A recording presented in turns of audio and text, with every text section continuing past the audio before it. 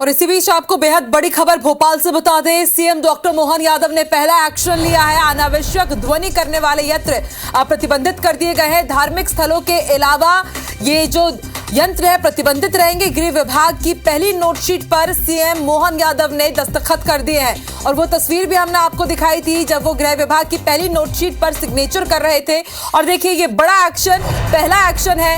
अनावश्यक ध्वनि करने वाले यंत्र बैन कर दिए गए हैं। ये सिर्फ धार्मिक स्थलों पर ही आप इन्हें सुन सकते हैं, लेकिन दूसरी जगह आप इन्हें नहीं सुन पाएंगे। प्रतिबंधित इन्हें कर दिया गया है। दुष्यंत पराशर संवाददाता हमारे साथ जुड़ चुके हैं। दुष्यंत, डॉक्टर मोहन यादव जो कि नए मुख्यमंत्री हैं, आज ही पदभार उन्होंने संभाला और आते ही साथ बड़ा एक्शन भी लिया है उन्होंने।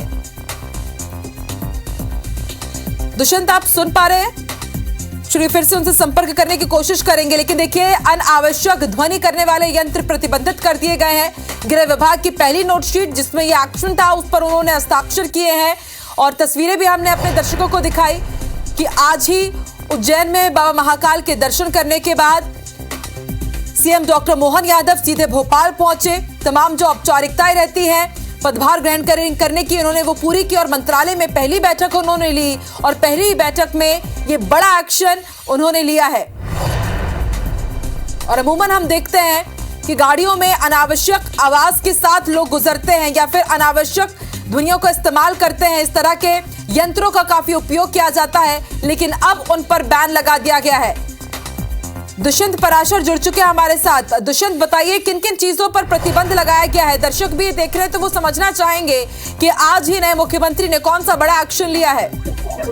देखिए, सर्वोच्च न्यायालय ने एक निर्देश जारी किए थे समय समय पर। उन निर्देशों को अनुक्रम में राज्य शासन ने जैसे ही मोहन यादव सीएम बने हैं उसके बाद सबसे बड़ा फैसला ये लिया गया है कि किसी भी तरीके की ध्वनि विस्तारक यंत्र यानी लाउड स्पीकर, डीजे जो है उनका उपयोग मापदंड के अनुसार ही किया जा सकेगा।